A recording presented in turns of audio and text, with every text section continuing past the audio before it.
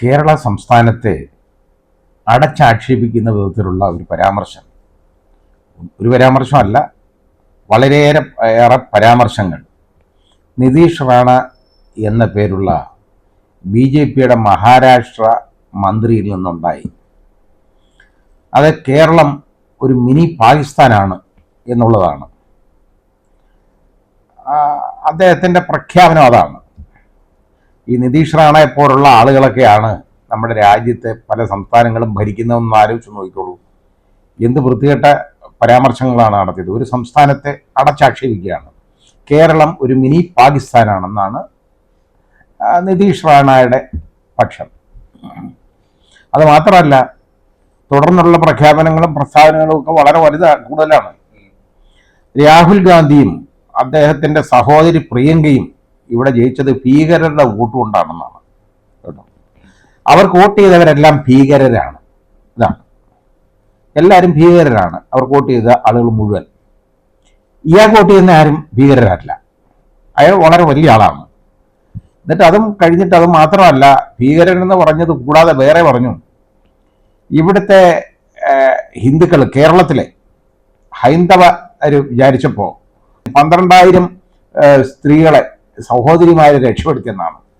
ഒരു സഹോദരിയെ തന്നെ രക്ഷപ്പെടുത്താൻ എന്ത് പാടാണ്.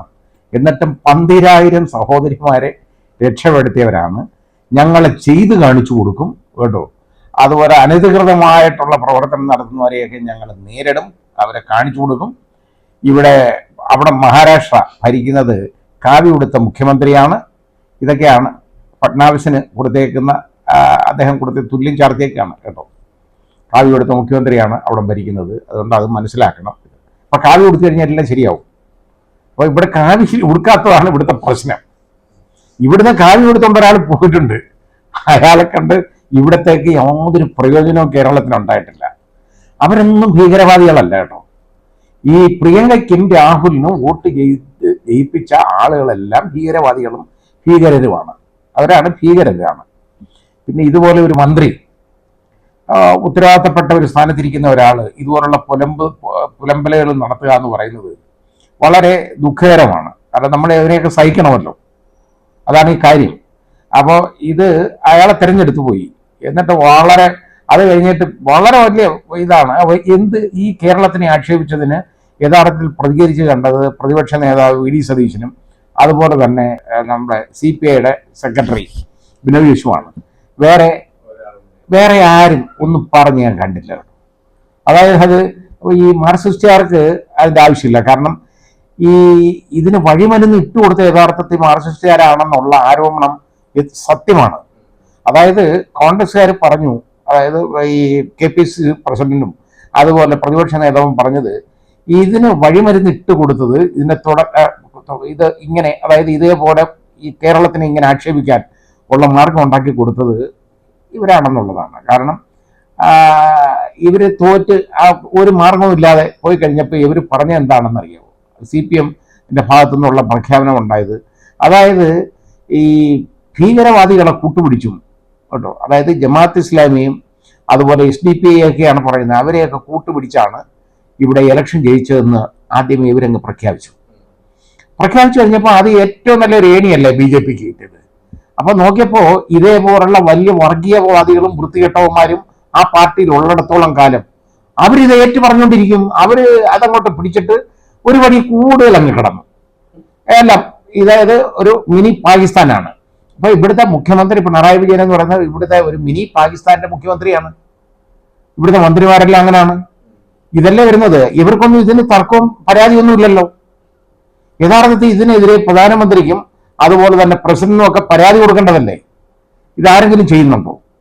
ഒന്നുമില്ല. ആകെ ഞാൻ പറഞ്ഞ ഈ 2 പേര്, കോൺഗ്രസിന്റെ ഭാഗത്തുനിന്ന് പ്രതിപക്ഷ നേതാവും അതുപോലെ KPCC പ്രസിഡന്റും അതേപോലെ തന്നെ CPIയുടെ ഭാഗത്തു നിന്ന് ശ്രീ ബിനോയ് വിശ്വവും, ഇവർ മാത്രം അതിനകത്ത് പ്രതികരിച്ചു കണ്ടു.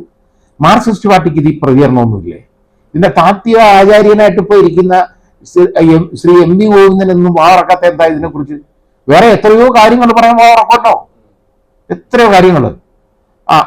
പക്ഷേ ഇതിനെ സംബന്ധിച്ച് ഇവർക്ക് പരാതിയൊന്നുമില്ല. അതായത് കേരളത്തിനെ പാകിസ്ഥാൻ എന്ന് വിളിച്ച് ആക്ഷേപിക്കുക എന്ന് പറയുമ്പോൾ കേരളം ഇന്ത്യയുടെ ഒരു സംസ്ഥാനമാണ്. എന്ന് പോലും തിരിച്ചറിയാൻ വയ്യാത്ത ഒരുത്തനാണ് ഈ വിളിച്ചു പറഞ്ഞത് ഈ വാചകം. അപ്പൊ അയാൾ മന്ത്രിയായിട്ടിരിക്കുന്നവനാണ്, അയാൾക്കെതിരെ പരാതി കൊടുക്കണം. അതാ വേണ്ടത്. അവിടുത്തെ മഹാരാഷ്ട്ര മുഖ്യമന്ത്രിക്ക് പരാതി കൊടുക്കണം ഇതിനെതിരെ, അവിടുത്തെ ഗവർണർക്ക് കൊടുക്കണം, അതേപോലെ തന്നെ ഈ പ്രസിഡന്റിന് കൊടുക്കണം, പ്രധാനമന്ത്രിക്ക് കൊടുക്കണം. ഇത് ഈ രീതിയിൽ ഉള്ള പുലമ്പലുകൾ നടത്തുന്നതിൽ നിന്ന് ഇവർ മാറണം, പിന്തിരിയണം. അതാണ് ചെയ്യേണ്ടത്. ഇതുകൊണ്ടൊന്നും ഞാൻ പറഞ്ഞില്ലേ, വർഗീയമായിട്ട് ജനങ്ങളെ അങ്ങ് ചേരിതിരിക്കുകയാണ്. കാരണം ഭരണം നിലനിർത്തണമെങ്കിൽ ഉള്ള മാർഗം എന്ന് പറയുന്നത് ഇതൊക്കെ തന്നെയാണ്. ഏതെങ്കിലും വിധത്തിൽ 12,000 ഹിന്ദു പെൺകുട്ടികളെ രക്ഷിച്ചെന്ന് ഏത് 12,000ത്തിന്റെ കാര്യമാണ് ഇയാൾ ഈ പറയുന്നത്? എവിടുത്തെ കാര്യമാണ്? ഇങ്ങനെ 12,000 പെൺകുട്ടികൾ ഇവിടെ അപകടത്തിൽപ്പെട്ടോ? എത്രയോ പെൺകുട്ടികൾ അപകടത്തിൽപ്പെടാറുണ്ട്, ശരിയാണ്. അത് ജാതി മതമൊന്നും നോക്കിയിട്ടൊന്നുമല്ല. ഒരുപാട് എണ്ണത്തിന് ഇതുവരെ അപകടങ്ങളൊക്കെ വരും. ഈ 12,000-നെ രക്ഷിച്ച കാര്യം ഇയാൾ എവിടുന്ന് പറയുന്നെന്നുള്ളത് അറിഞ്ഞൂടാ. ഇവിടുത്തെ ഹൈന്ദവ സഹോദരങ്ങളാണ് 12,000 പെൺകുട്ടികളെ രക്ഷിച്ചതെന്ന്. ഇതാണ് ഈ ഹൈന്ദവ സഹോദരങ്ങൾ ഉൾപ്പെടെ ഉള്ള ഈ സ്ഥലത്താണ്, ഈ സംസ്ഥാനത്തെയാണ് അയാൾ പാകിസ്ഥാൻ എന്ന് വിളിച്ചത്. അതാണ് നോക്കണം. ഇവിടുത്തെ ഹിന്ദുക്കള് പാകിസ്ഥാനിലെ ഹിന്ദുക്കളാണ് എന്നുള്ള രീതിയിലാണ് അയാളുടെ കാഴ്ചപ്പാട്. ഇതാണ് കാര്യം. അപ്പൊ ഇതിനെതിരെ നടപടി വേണ്ടതാണ്. ഇതുപോലുള്ള വൃത്തികേടുകൾ വിളിച്ച് പറയുന്നതിന് നടപടി വേണം നിർബന്ധമായിട്ടും. ഇങ്ങനെയുള്ളവരെയൊക്കെ ഈ സ്ഥാനത്തൊക്കെ ഇരുത്തുന്നതിനെ കുറിച്ച് ഈ BJP-ക്കാർ തന്നെ ചിന്തിക്കണം. ഇവനെയൊക്കെ ഇവിടെ ഇരുത്തണോ വേണ്ടയോ എന്നുള്ളത്. ഈ രീതിയിലുള്ള ചേരിതിരിവ് അവിടെ കാവ് കൊടുത്തവരല്ലെങ്കിൽ ഇവിടുത്തെ മുഖ്യമന്ത്രി കാവ് കൊടുത്തേക്കാണ്, അതുകൊണ്ട് ഒരു പ്രശ്നമില്ലെന്നാണ് അവിടെ എന്ന് പറഞ്ഞാൽ ഇനി ഇവിടെ ശ്രീ പിണറായി വിജയനും കാവ് കൊടുത്തോണ്ട് നടക്കണം. അതാ വേണ്ടത്.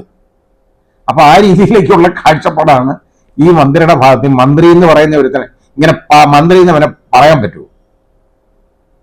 ഇങ്ങനെയൊക്കെ ഉള്ളവരാണ് നമ്മുടെ രാജ്യം ഭരിക്കുന്നതെന്ന് ആലോചിച്ച് നോക്കിയുള്ളൂ. എന്ത് നാണക്കേടാണ്.